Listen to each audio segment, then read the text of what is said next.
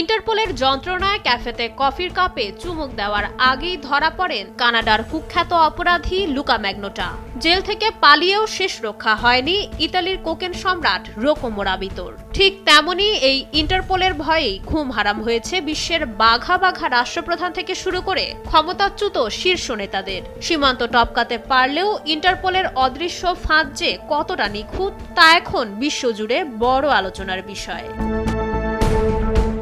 কোটি কোটি টাকার দুর্নীতি, জালিয়াতি বা নৃশংস অপরাধ শেষে সীমান্ত পেরিয়ে আত্মগোপন করা অপরাধীদের সবচেয়ে বড় আতঙ্ক ১৯৬ দেশের পুলিশিং নেটওয়ার্ক ইন্টারপোল।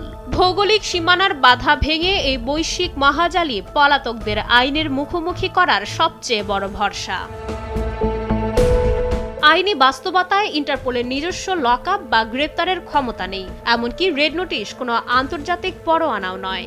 এটি মূলত পলাতক আসামিকে শনাক্ত ও সাময়িক আটকের বৈশ্বিক অনুরোধ, যা কার্যকর করা সংশ্লিষ্ট দেশের আইন ও দ্বিপাক্ষিক প্রত্যর্পণ চুক্তির ওপর নির্ভরশীল, যার আওতায় এখন পর্যন্ত ৫৯ বাংলাদেশির নামে রেড নোটিশ জারি হয়েছে। বেনজির আহমেদের মতো হাই প্রোফাইল ব্যক্তিদের ক্ষেত্রে সংশ্লিষ্ট দেশের সাথে আইনি লড়াই ও কূটনৈতিক আলোচনার মাধ্যমেই প্রত্যর্পণ নিশ্চিত করতে হয়, যা একটি দীর্ঘমেয়াদী ও জটিল প্রক্রিয়া। অতীতে বঙ্গবন্ধুর দণ্ডিত খুনিদের মধ্যে যারা ভারত বা প্রতিবেশী দেশ থেকে ফেরত এসেছেন তাদের বিচার কার্যকর হয়েছে, তবে মৃত্যুদণ্ড এবং রাজনৈতিক আশ্রয় সংক্রান্ত আইনি জটিলতার কারণে কানাডা বা যুক্তরাষ্ট্রে থাকা অপরাধীদের ফিরিয়ে আনা সম্ভব হয়নি। যুদ্ধাপরাধীদের ক্ষেত্রেও আন্তর্জাতিক মহলে দীর্ঘস্থায়ী আইনি প্রক্রিয়ার সম্মুখীন হতে হয়, যেখানে আশ্রয়দাতা দেশের নিজস্ব বিচারিক দৃষ্টিভঙ্গি ও মৃত্যুদণ্ড বিষয়ক অবস্থান আসামি হস্তান্তরের প্রধান বাধা হিসেবে কাজ করে। রেড নোটিশে নাম না থাকলেও কি তারা অপরাধীকে গ্রেপ্তারে সাহায্য করে না? করে, কারণ তারা সরাসরি পুলিশি অভিযানের চেয়ে তথ্য বিনিময় ও ডিফিউশনের মাধ্যমে সদস্য দেশগুলোর মধ্যে অপরাধী শনাক্ত করা ও গ্রেপ্তারের আইনি প্রক্রিয়াকে সহজ করে তোলে। ইন্টারপোল অস্ত্র বা বাহিনী নির্ভর নয়, তাদের আসল শক্তি তাদের সুবিশাল প্রযুক্তি।